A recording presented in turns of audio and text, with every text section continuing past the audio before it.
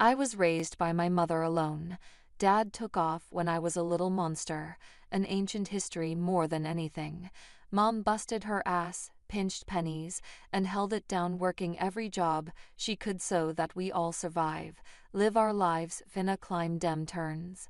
Thanks to her sacrifices, I won an award that got me through college without the debt most students have today. I studied business management, driven by a cocktail of ambition and fear of ever being as broke as we were when I was a kid. After graduating, I packed up my life and moved to the city. It was a tough start, living in a cramped apartment and surviving on ramen more nights than I'd like to admit. But I landed a job at a large company, starting as a junior and clawing my way up. Fast forward a few years, and I was not just working there, I was running a whole department. It was more than a job, it was my turf, and I made sure everyone who worked with me knew they were valued. You've got to lead with respect, I'd say during the training for the newbies. Treat this job like you own it, and soon enough you won't just be part of the team, you'll be leading it. The team was solid, a bunch of good folks. When I got the nod for the department head spot, we hit the local bar to celebrate. It was nothing fancy, just a cozy place where the beer was cold and the laughs were plenty. Here's to Erica, the boss lady. Marco, one of my oldest colleagues, raised his glass high. The others joined in, the clinks of glasses echoing over the buzz of the bar. Thanks, guys. We're all in this together. Here's to kicking more ass and taking names, I shouted over the noise, and the team roared back in approval. That night, amid the backslaps and cheers, I noticed him. Jake caught me looking and sauntered over with a grin that could knock you off balance. Couldn't help but notice the celebration. What's the occasion? He asked, leaning against the bar. Just a little career boost. I'm the new head of my department now, I said, trying not to sound too bratty. That's impressive. Must be a tough gig, he replied, nodding appreciatively. I'm Jake, by the way. Erica, nice to meet you, Jake. We got to talking more seriously than I intended that night. Turns out Jake was a financier, knew his way around numbers like I did around project plans. Over the next 6 months, what started as casual dates turned into weekends spent together, and not long after, I was spending more time at his place than my own. He had a killer apartment, high ceilings, a view that made you want to brag about it, and a warmth that my dingy rental couldn't match. One evening, as we were overlooking the city lights from his balcony, Jake turned to me, a serious look washing over his usually playful face. He took my hands in his, and I could feel the nervous energy vibrating through them. Erica, these past months with you have been the best of my life. I know this might seem fast, but when you know, you just know, right? He started, his voice a mix of certainty and hope. I nodded, the cityscape blurring a bit as my heart started to race. He pulled out a small box from his jacket and opened it to reveal a ring that caught the light just right, sparkling almost as much as his eyes. Will you marry me? Yes, Jake, absolutely yes. I managed, my voice thick with emotion. And just like that, I was engaged. Engaged to a man who saw me, really saw me, and loved all the parts of me, even the ones that were tough as nails. The day I was supposed to meet Jake's parents, my stomach was in knots. As Jake drove us up to a sprawling mansion with a driveway longer than my entire apartment block, it hit me. These folks were not just well off, they were loaded. Stepping out of the car, I could feel the weight of the place. The house looked like something out of an old British movie, all brick and ivy with gargoyles, staring down like they knew I didn't belong. Jake squeezed my hand as we walked up to the huge oak doors. You'll be fine, Erica, he whispered, but his voice sounded like he was trying to convince himself too. The door swung open, and there stood Mr. and Mrs. Hargrove. His suit probably cost more than my rent, and her dress was something you'd see in a magazine. The foyer was massive, with a chandelier overhead that sparkled like a constellation. The walls were lined with portraits of stern-looking folks with titles like Sir and Lady. Erica, lovely to finally meet you. I'm Charles, and this is my wife, Eleanor, Mr. Hargrove said, his voice smooth but cool with a hint of an English accent that sounded practiced. Mrs. Hargrove gave me a smile that didn't reach her eyes. Pleased to meet you both, I managed, trying to keep my voice steady as we moved into the dining room. Jake whispered quick tips about which fork to use for what, but his words were a jumble in my head. Dinner was served, and it felt like sitting in a freezer, the air so cold with judgment. Mr. Hargrove pointed to a portrait of a stern-looking man with a thick beard. That's Sir Reginald Hargrove, a direct ancestor from England. Came over in the 1800s to establish our family here, he said proudly. Really impressive, I said, trying to sound enthusiastic, but it was hard to eat when you felt like every move was being critiqued. I reached for what I thought was the salad fork, but the silence that followed told me I'd messed up. I glanced at Jake for help, but before he could whisper anything, Mrs. Hargrove's voice cut through. Perhaps things are done differently where you come from, dear, she said, each word sharp and precise. Sorry, still getting the hang of all this, I mumbled, my cheeks burning hot. Jake tried to smooth things over, jumping into a story about us, but his parents were more interested in watching my struggle with the dessert spoon next. I felt smaller with each course, their stares heavy on my shoulders. After the icy dinner, we all shuffled into the Hargroves' expansive living room. The plush carpets and heavy curtains made the room feel even more suffocating than the dining hall. I sunk into one of the ornate chairs, feeling like I was an exhibit in a museum about commoners. Mrs. Hargrove, perched elegantly on the edge of her seat, leaned forward. Erica, dear, tell us more about your family. Your upbringing must have been quite different from ours. I hesitated, feeling Jake's tense gaze on me. Well, it was mostly just me and my mom. My dad left when I was really young, and I don't remember him much. Mom did everything to raise me on her own. She's a nurse. The room fell deadly silent. Mrs. Hargrove stood abruptly, her chair scraping against the wood floor like a scream. This is unacceptable, she declared, her voice resonating with disgust. We are descendants of an ancient English lineage. We have standards, traditions. I will not allow my only son to marry someone without pedigree or knowledge of her own lineage. Mr. Hargrove, who had been silently observing the conversation, finally spoke. His words were calculated, each one dropping like a weight. It's essential for us that our family ties are strong and well documented. Erica, can you even name your great-grandparents? I felt my face heat up, the embarrassment gnawing at me. I only know about my maternal grandparents, I confessed, my voice barely above a whisper. Mr. Hargrove rolled his eyes, a clear sign of contempt. This is exactly what we feared, he muttered under his breath. Jake finally intervened, his tone firm yet pleading. Mom, Dad, please. Erica is kind, hardworking, and she loves me. Isn't that what should matter? His mother's gaze was steely. Respect and adherence to our family standards are what matter, Jacob. If Erica is to join this family, she must learn our ways. She needs to respect where she is coming from, even if it is nowhere significant. Their words stung, slicing through the warm feelings from earlier in the evening. But Jake was looking at me, his eyes begging me to just go along with it. I nodded reluctantly, agreeing to their terms. Fine, I said, trying to keep my voice steady. I'll learn about your family and your traditions. Mrs. Hargrove seemed somewhat placated by my concession. Good, you'll start by familiarizing yourself with our family tree and understanding who each person in those portraits is. It's not just about names, Erica, it's about respect for our lineage. As they continued talking about their expectations, I felt a part of me shrivel up.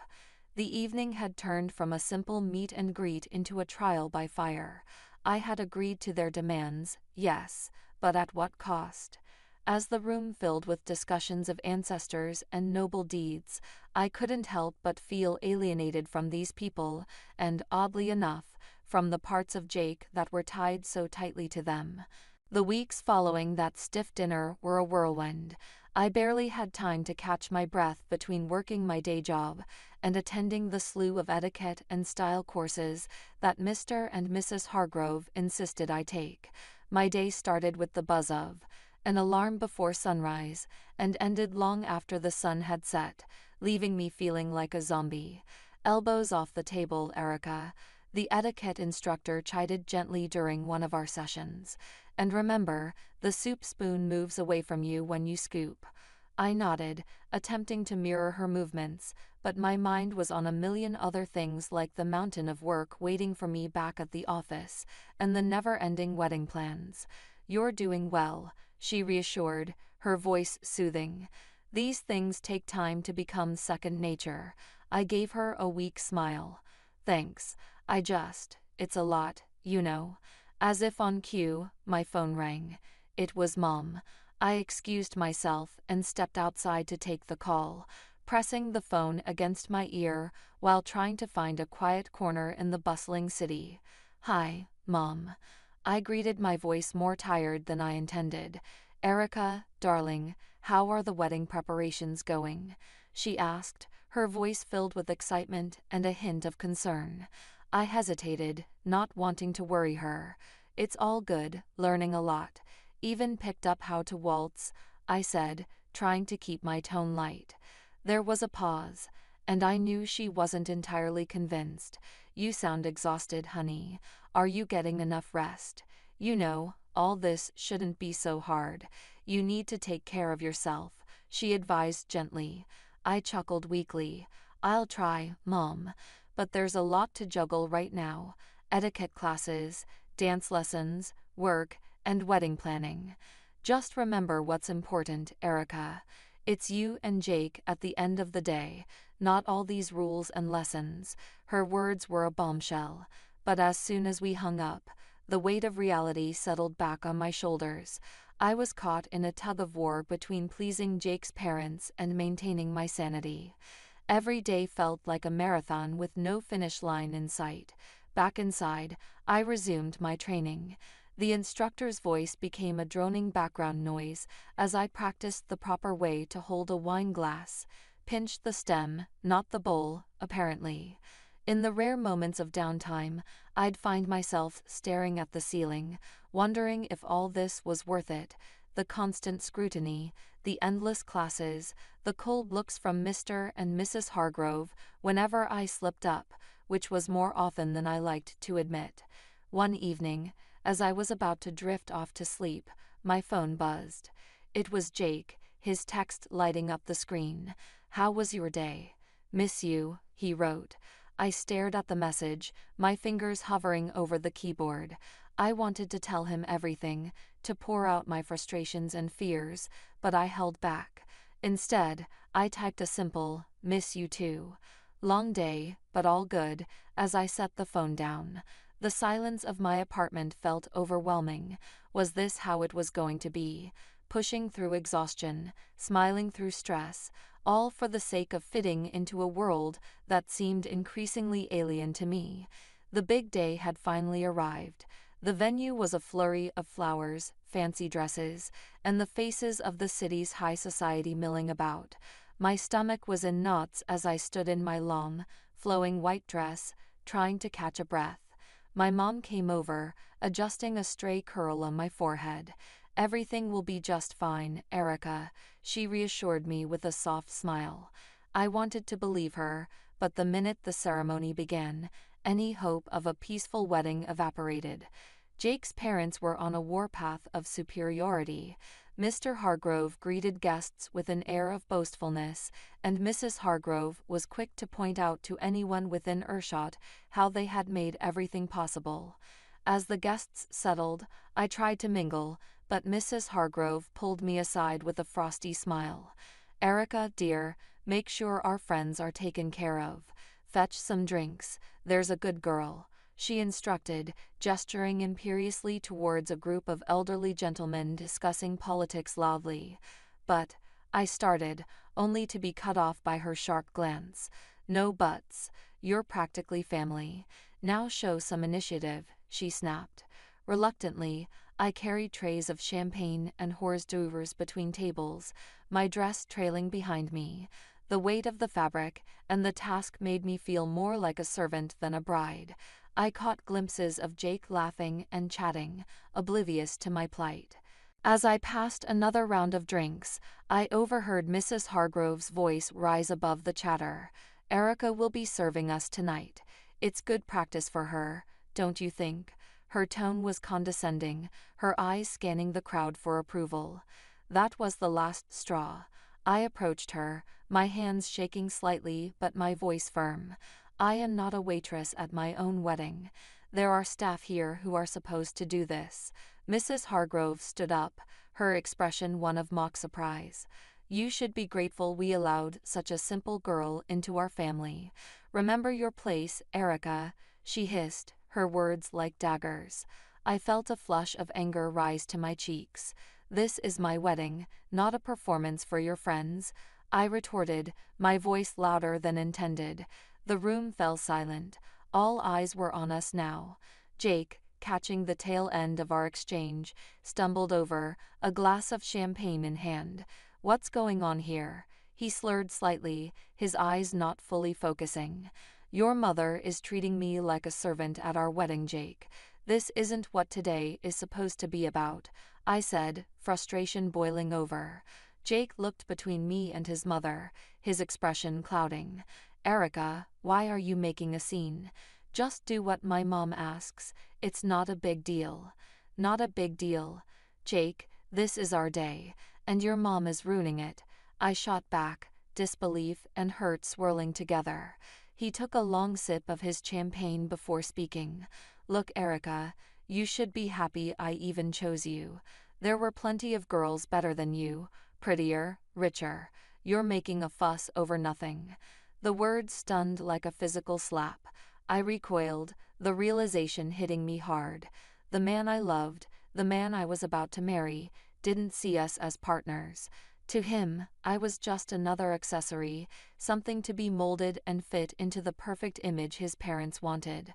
As I clutched my bouquet tighter, feeling like I might crumble right there, my mom came over. She took one look at me and wrapped me in her arms, the kind of hug that seemed to hold the world at bay. Honey, do you love this man? Do you really want to marry him? She whispered, her voice filled with worry. I shook my head, barely able to muster the voice to speak. No, Mom. I can't do this. I don't want to.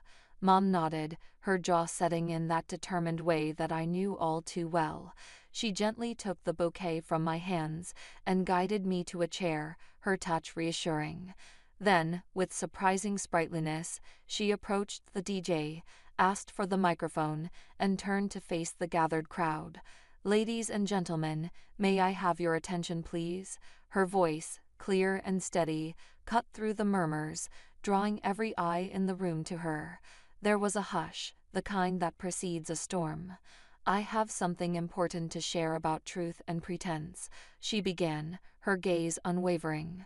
I went to the same school as Charles and Eleanor Hargrove. Back then, they didn't carry an English accent or boast of noble blood.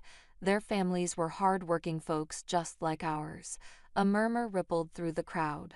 Charles's father was a mechanic, and Eleanor's mother served tables at the local diner. She paused, letting the words sink in. The portraits, the accents, the surname. They bought them all to craft a past that would hide where they really came from. The room erupted into whispers, guests turning to stare at the Hargroves, their faces a mix of shock and disbelief. Mrs. Hargrove stood up, her face red, the facade of aristocracy melting away. That's preposterous. But my mom wasn't finished. To think that you would stand on these fabrications and look down upon my daughter, judge her worthiness based on a lie. Erica is worth 1,000 of your false titles. She is real, something you've long forgotten how to be. The guests were now openly murmuring, their looks of fascination turning to disdain as they gazed at the Hargroves. Mr. Hargrove tried to speak, his accent slipping into something less refined, more desperate. "We did what we thought was best for." My mom cut him off, her voice fierce. "For your son? For society? Or just for your own shallow pride?" The confrontation had drawn everyone's attention, and now the room was buzzing, the atmosphere charged with tension and revelations. The Hargroves seemed to shrink, their grandeur dissolving into the air, leaving nothing but the stark, plain truth of their origins. Jake's face twisted with a mix of shock and anger. He stormed up to me, his voice barely a hiss as he leaned close. "You've ruined everything, Erica. You've disgraced my family, and now you're questioning if I want to marry you after this spectacle." His words stung, but before I could respond, he grabbed my arm, pulling me slightly closer. "I'll teach you how to be a good wife, one who knows her place and obeys." His threat hung in the air, heavy and chilling. I pulled my arm back with all my might, stepping away from him. The room was dead silent now, everyone's eyes on us. This was the man I had intended to marry. This was the family I was about to join. No, this couldn't be my life. I took a deep breath, my mother's earlier strength flowing through me. "There will be no wedding," I announced loudly, making sure every guest heard. "I regret that I ever considered marrying someone who truly matches the arrogance and deceit of his parents." Murmurs filled the room, some of shock, others of support. Jake stood there, mouth agape, as if trying to catch the words and stuff them back into my mouth. My mother came to my side, her presence a comforting shield against the chaos. Together, we walked through the crowd, our heads held high. In the weeks that followed, news of the Hargroves' disgrace spread through the city. Their fabricated lineage and high society standing crumbled like a house of cards in a breeze. People who once revered them now crossed the street to avoid their shame. They sold their mansion and moved away, seeking a fresh start where their past wouldn't haunt them. As for Jake, I heard bits and pieces, rumors of a downward spiral, of nights spent trying to drink away the scandal. I didn't know if they were true, and frankly, I didn't care to know. He had shown his true colors, and they were too dark and twisted for me ever to want to look back. "Thank you, Mom," I said to her one evening as we sat in our modest living room, a stark contrast to the opulent falsity I had almost married into. "For everything, for being there, for standing up for me, for helping me see the truth before it was too late." She took my hand, squeezing it gently. "I'll always be here, Erica. You're my daughter, and I raised you to be strong and true. No man, no family can ever make you less than what you are." We sat there, the TV chattering in the background, a normalcy that felt refreshing. I had lost a fiancé, but gained back my life, my self-respect, and more importantly, my future. After the whole wedding debacle, going back to work felt like walking into a sanctuary. My colleagues, who had heard about the chaos, were nothing short of supportive.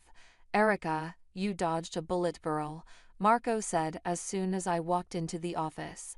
He was leaning against my desk, a steaming cup of coffee in his hand, which he handed to me as a peace offering, or maybe a welcome-back gift. "Thanks, Marco. Feels good to be back," I replied, taking the coffee and savoring the familiar bitter warmth. "And yeah, that bullet was more like a cannonball," Jenny chimed in from her cubicle across the way. "Anyone who makes you serve guests at your own wedding is no husband material. You deserve way better, hun." "I think so too.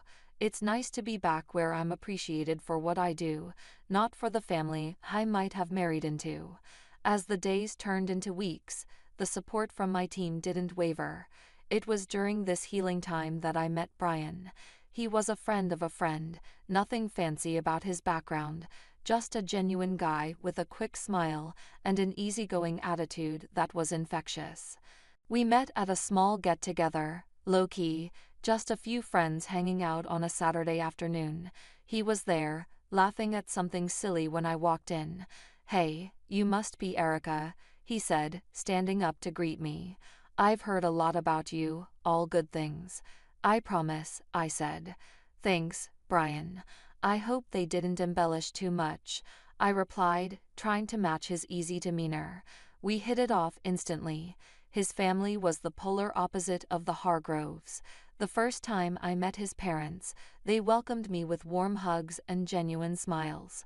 Erica, we're just glad Brian found someone who makes him so happy, his mom said, pulling me into a hug as soon as I stepped through their front door. It was refreshing, the simplicity of it all, no pretenses, no demands, just mutual respect and acceptance. Brian and I weren't rushing anything. We were taking our time getting to know each other beyond the surface level. Back at work, my boss called me into his office one day. Erica, I just want to say, we've all noticed how you've handled everything. It's not been easy, but you've managed to keep your performance top-notch, he said. I nodded, unsure where this was leading. We think it's time for another promotion. You've proven you can handle just about anything, and your leadership has never wavered, he concluded. Leaving his office, I felt a surge of pride. With a new relationship developing, a career on the rise, and the respect of those I cared about, I was finally in a place where I felt I belonged.